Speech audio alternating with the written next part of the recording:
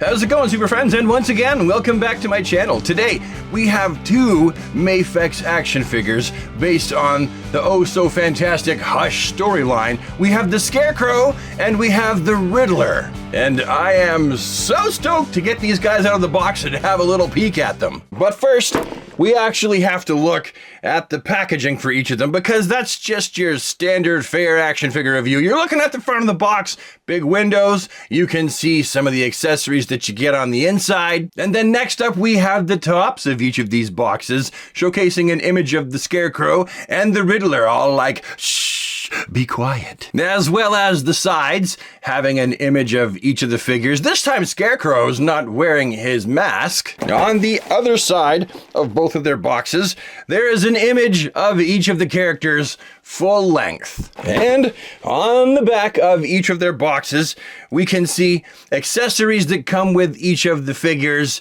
and various images of each of the characters, along with their different head sculpts that you will receive once opening the package. Now, riddle me this. I wonder how long it'll take me to get both of these guys out of their respective packages. Well, I'm not scared to find out, so I'm doing that, and I'll see you in a second. Yoink. Okay, and here we are just before I take them out of their little bubbles. I wanted to show you exactly what they look like in this stage of their unboxing. Not that it's super exciting, as some people like to see that, so I thought that I would do that. Now I'm just going to just pop them out. And those of you wondering, like, why are you just dropping them down on your recording bench? It's because I literally have nice, soft fabric that everything is landing on, so it doesn't really matter. They're not gonna get damaged. And just looking at the piles here, the respective piles of accessories, Riddler's actually got more. I can tell, like right off the bat, Riddler's got more accessories. Okay, dudes, you can see they're all out of their package. Scarecrow and the Riddler with all of their various accessories. I am pleasantly surprised that Riddler comes with quite the stash. He has all of those interchangeable hands. He has 2 head sculpts in total. He has his bag. Riddler's got to get his bag of cash. He has a little wad of cash as well for counting.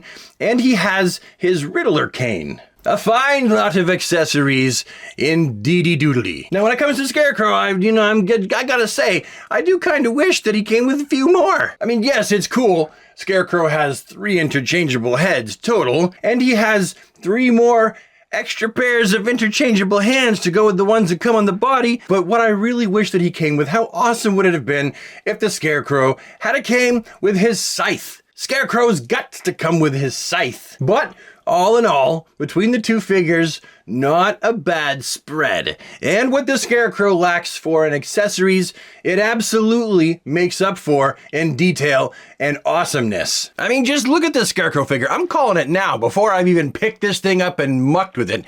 This is, in my opinion, the best looking, the coolest looking Scarecrow figure that I have ever seen in my entire 44 years of life. Like, this figure is just sick. Like, he kind of looks like he could have literally just like crawled off of the Scarecrow post from out in the cornfield, while also simultaneously looking, as mentioned, exactly like I picture Scarecrow looking in my mind's eye. This is the perfect Scarecrow. I got the ropes around his waist and around his neck, holding his sackcloth mask on, which, by the way, they did a fantastic job. You could see his face underneath this here burlap sack mask. You can see his mouth under there and his eyes. Looks quite fantastic. He's got the straw hair coming out around the back and the sides, the rope around the top of his scarecrowy, witchy looking hat. Love it. Of course, he has probably the most uncomfortable looking set of footwear I've ever seen on anybody, anytime, any place, ever. All the detail you have here around his sack gloves. I don't even know what these, maybe they'd be leather or something. It's funny how the rope is sticking up when, I mean, it's really supposed to be because his hand is hanging down and so the rope is hanging down. We have some delightful subtle shading all over the suit, as well as stitch work. Just a fantastic, fantastic looking figure. Let's pop his head off and let's put one of the others on. His other burlap sack masked face looks fantastic too. It's pretty much the same as the last one except for his mouth is open. Like, it's definitely a similar sculpt. I think that the hat, perhaps, and the hair are exactly the same. They look exactly the same. The only difference is the actual face itself for each of them. And then here's Dr. Crane's face. That unmasked face. Darn, he's got a spindly little neck. Dude looks like he could use to eat a few hamburgers. The only thing that I find kind of sucky about my head sculpt here is that this guy, like at least mine, he's got like a boogery looking scuff on the tuft of hair that sticks out on the top of his head. That just sucks. Like, I realize not everyone's going to have that problem. Just me. So as far as Scarecrow comparisons go, I've only got two that I want to compare him to. On the left, we have a head-swapped custom version of a Mattel Scarecrow figure. And on the right, we have DC Direct's version of Scarecrow. This is the first Hush Scarecrow action figure. And while the original Hush Scarecrow figure is a very cool looking figure, darn, this thing is unruly to get it to stand. Like, I feel very lucky that I got this guy to stand up when I did. And of course, you know, when I start to bitch and complain about it, it stands up. No problem. See? It fell over. And now there is only one more thing to do before we move on to the Riddler, and that is see what this figure can and cannot do. Well, for starters, his noodle is actually fairly well articulated. Why is that, you might ask? Well, because he's got an articulation point inside of his head, and then he has one in the neck. So that's pretty good.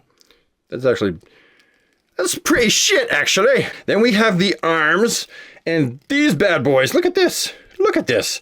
This is, like, way better than a T-pose. Then we have the arms, and look at this. He could do way better than a T-pose with his arms up like that. That is fantastic. And of course, they're going to go all the way around because they're attached with a ball joint. We have this sockety-doo in each arm. See those there? That's to kind of fill it in so it doesn't look kind of stupid and silly. Fantastic. He has, of course, no bicep swivel, but he does have these arms that can drop, these double ball joint droppy shoulders.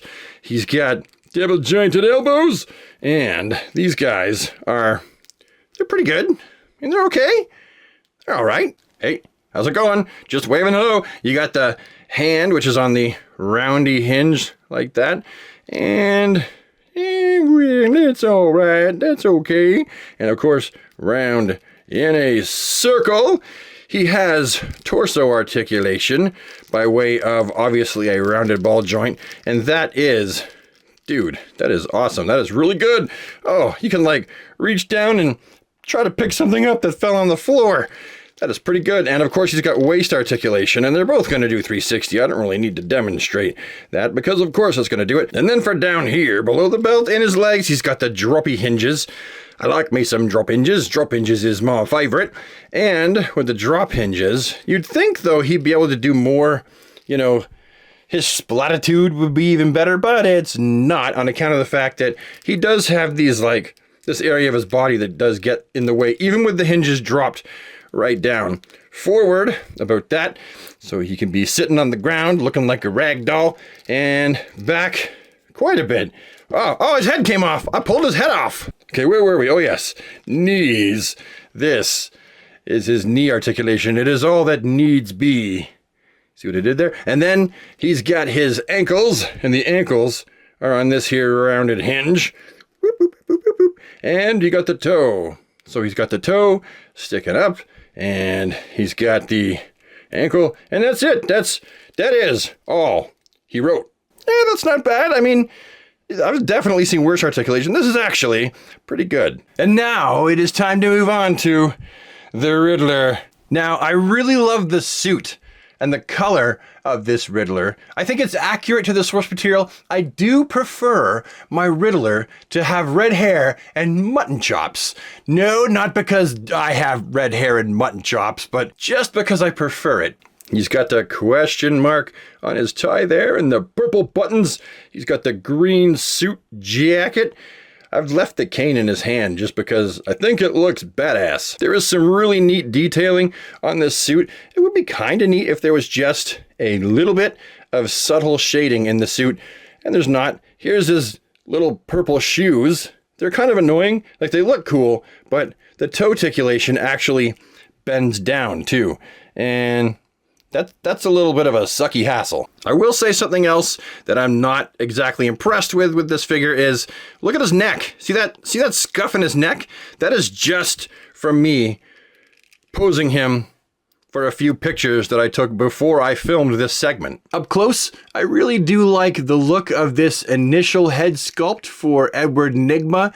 I like the way the hair kind of falls out around the back of the bowler hat and onto the back of his neck. I like the look of the mask. The flesh tone for Riddler looks pretty good. The paint applications look nice. Let's see if the second one up close is just as good. Yeah, I think so. I mean, it's very much the same. It uses the same sculpt for the bowler. I am looking at this and thinking that it uses the exact same hair sculpt, or does it not? No, it doesn't. Those are different sculpts for the hair that is popping out of his bowler. But just like the last one, it is well sculpted, well painted, and well made, and looks accurate to the source material. Cool beans. Now for Riddler, I only have this set of comparisons for him. We have the DC Universe Classic suit-wearing Riddler on the left, and on the right, we have the super skin-tight green question mark suit Riddler from McFarlane Toys, the classic Silver Age. Here, just for funsies, I've brought in all of MAFEX's Hush Batman figures. So we have Batman and Superman, Catwoman, of course we have the Riddler and Scarecrow, we have Joker, we have Hush, Nightwing, Harley Quinn, Poison Ivy, the Huntress, the whole gang's here. Okay, and with that out of the way, there really only is one thing left to do before we begin to end the video and have the final thoughts, and that is find out exactly what this figure is capable of. What can he and can he not do? I've already got my preconceived notions off the bat just looking at this guy of what he won't be able to do. For example, his head sculpt, although on a ball joint, the shirt collar absolutely will get in the way of the neck articulation, and the head articulation itself, although pretty good side to side, and even down. He can look down reasonably well. When you get to that hair sticking out the back, he ain't able to look back worth a spit pile on the sidewalk. Just nothing. And that's just what it is. The shoulders, he's got the round sockety dewy things right here. He has this much T-pose articulation. I believe I can fly. And then we have, like I said, we have the roundies in the shoulder, and they are kind of drop hinges. They do move out though. And I do much, well, I was gonna say I do like the look of it, but I haven't pulled them out this far yet, and now I have. And this is kind of hideous. This is scary looking. That's just as hideous looking. But it is articulated, so that is a thing. The elbows can do this. That's what they can do. You're looking at it. And then we have the articulation in the wrist. And yeah, it does have the rounded hinge, but with the sleeve and the glove getting in the way, I'll just say it.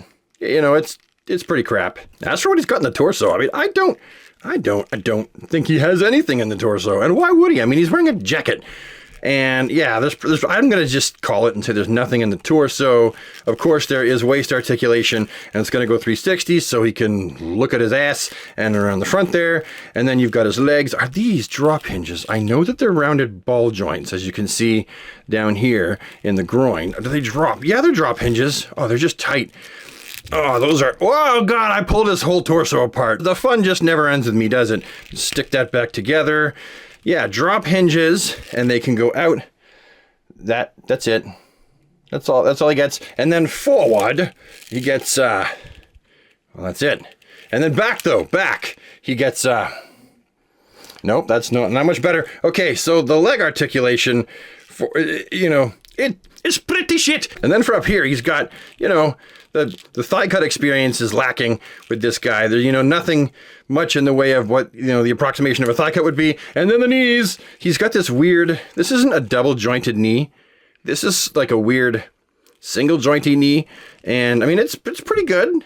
Could be better, but I mean, the dude's wearing a suit. I mean, what do you want from the guy? When's the last time that you were able to run a minute mile and do kung fu in a suit like this? And then the ankles. This is what he has for the ankles. Oh, I pulled his foot off. Gosh darn it. I am just pulling limbs off left, right, and center. It's not that they're broken.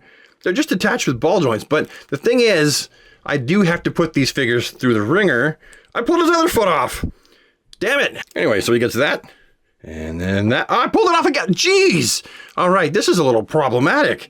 This is kind of annoying, I might say. It's because it doesn't go up. He's got that buckle. 1, 2, buckle my shoe. And so the buckle gets in the way of what it can do upwards. Yeah, okay, that's abysmal. And then, of course, I've showed you the toe articulation. I mean, they can go right down, which is not conducive to helping your figure stand up. So I would probably rate the Riddler's articulation as like the 4.2 out of 10. 4.2 out of 10. So yeah, as far as whether or not I feel like it's worth it to you to pick up Riddler and Scarecrow from MAFEX's Hush action figure line, definitely. I mean, regardless of Riddler's crap articulation, I definitely think they're still worth it. I mean, if you've been collecting this figure line, for one, as far as just completionism goes, you gotta get them. You just gotta do it. And then you have the overall appearance of the figures. I mean, they're gonna look bomb on your shelf. They're gonna look awesome. And as far as I'm concerned, as I already mentioned, this is the best version of Scarecrow I think that we have ever gotten in any place, anytime, ever. And this is, in my opinion, the very best version of a suit Riddler we've ever gotten. They are fantastic. Anyway, these are my thoughts, views, and opinions. Hopefully you found something useful in this video. Perhaps it's been an interesting waste of time. If it has, you know where the like button is. And please, tell all your friends about me. And I will see you all with the next one. Have a DC day, everybody, and take care.